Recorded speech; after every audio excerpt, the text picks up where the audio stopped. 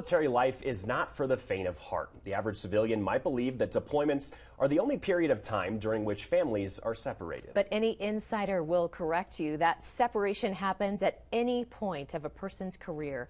That fact has prompted two Colorado congressmen on opposite sides of the aisle to join together in authoring the Military Family Dependence Act.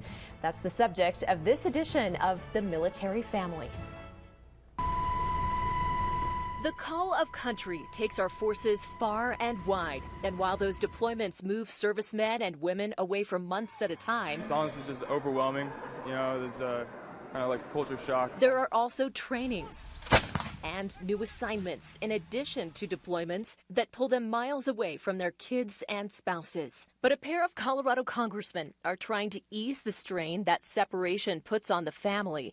Congressman Jason Crow and Doug Lamborn, a Democrat and a Republican, are joining together to introduce the Military Family Dependence Act. It allows a family member to request a station change to within 300 miles of his or her dependents. Well, Heather, military life is hard enough as it is. In this bipartisan effort, the representatives want to strengthen the family unit that's already put under a lot of strain. So we just want to create a law here and another mechanism to actually empower, frankly, our servicemen and women so they can have their children close enough that they can visit on a regular basis. It comes as military recruitment numbers are historically low. The Army alone is set to face a 40,000 soldier shortfall in the next 2 years. The Air Force, 10,000 airmen short.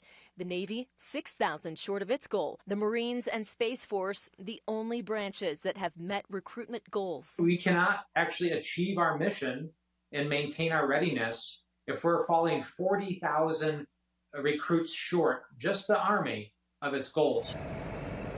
The bill is a way to entice new recruits amid low unemployment rates. Any mission and the success of any mission begins and ends with the quality of our service members. And the world has changed, and to attract and retain the best and the brightest, we have to make sure that we are providing them with the quality of life. But is the military capable of fulfilling such a request? I get paid to be the devil's advocate.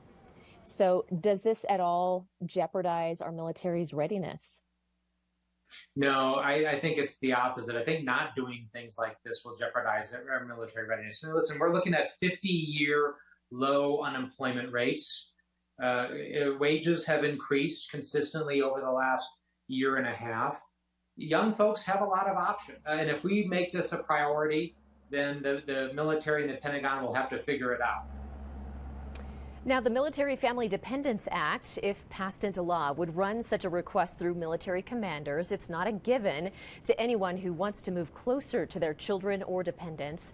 Since it was introduced, a handful of other lawmakers have signed on. We will continue to track its progress. The Military Family on KRDO is proudly sponsored by Franklin D. Azar and Associates.